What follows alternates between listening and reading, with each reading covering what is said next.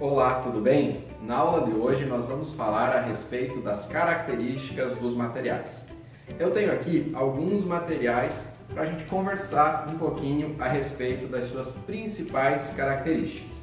Eu tenho, por exemplo, o vidro, que é um material muito comum no nosso dia a dia, o plástico, o metal, o tecido, a madeira, o papel.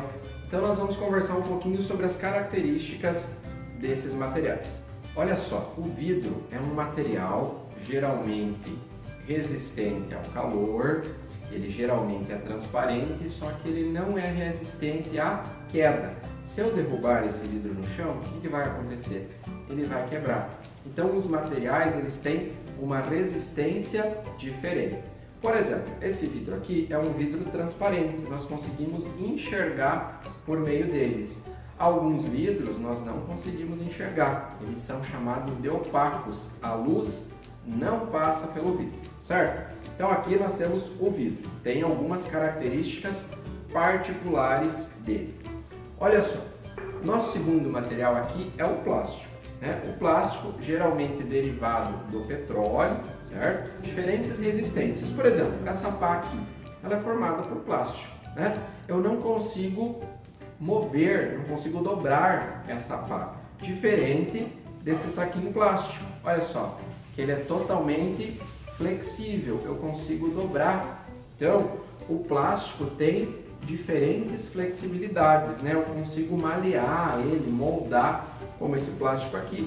E outros plásticos eu não consigo, né, dobrar ele, por exemplo. Outra característica.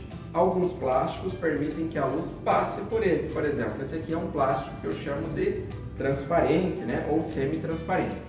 Já esse plástico aqui que forma essa pá, a luz não passa por ele. Então eu posso ter plásticos opacos e plásticos transparentes. Os metais. Quais são as principais características dos metais? Geralmente os metais são brilhantes, como esse copo. Eles têm resistência.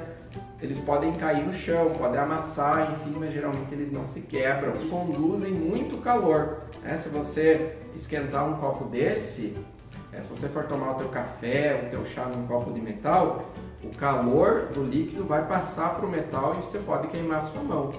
Já no vidro isso acontece com menos facilidade, o vidro não esquenta tanto, certo?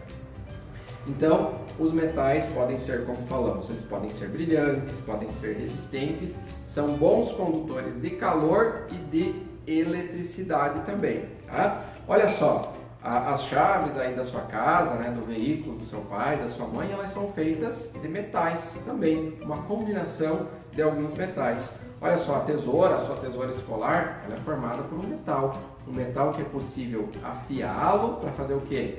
Conseguir cortar quem? O papel, certo? Então veja, nessa tesoura eu tenho uma composição de diferentes materiais. Eu tenho metal combinado com o plástico aqui no cabo dela. Então os materiais eles podem ser combinados para formar os utensílios, né, as ferramentas aí do nosso dia a dia. Muito bem, acabamos de falar do papel, né, e aproveitando, falamos do papel e da madeira. A madeira é geralmente obtida de árvores de reflorestamento. O que é uma árvore de reflorestamento? É uma árvore que foi plantada com essa finalidade, para que um dia ela seja cortada para nos fornecer a madeira ou o papel. Então percebam que a partir do material de uma árvore eu posso ter uma estrutura resistente, né? Que eu não consigo dobrar ela, que a luz não passa por ela, ou eu posso ter uma estrutura, né, flexível, que eu consigo dobrar, né, que eu consigo escrever nela, que é o papel. Então, tanto o papel, né, como a madeira são provenientes das árvores. E um quinto e último material que eu trouxe aqui para vocês é o tecido. O tecido, ele é proveniente, a maior parte dele, de uma planta chamada de algodão, certo? Os tecidos, na sua grande maioria, são formados por fibras naturais, né, que são feitas a partir dessa planta, do algodão, certo? Olha, algumas características do tecido. ele é flexível, geralmente ele é macio, geralmente ele amassa, faz com que o nosso corpo não perca calor, por isso que no inverno nós utilizamos os tecidos mais grossos, né, para formar as nossas blusas, as nossas calças, então ele impede que a gente perca o calor para o ambiente e que se resfrie.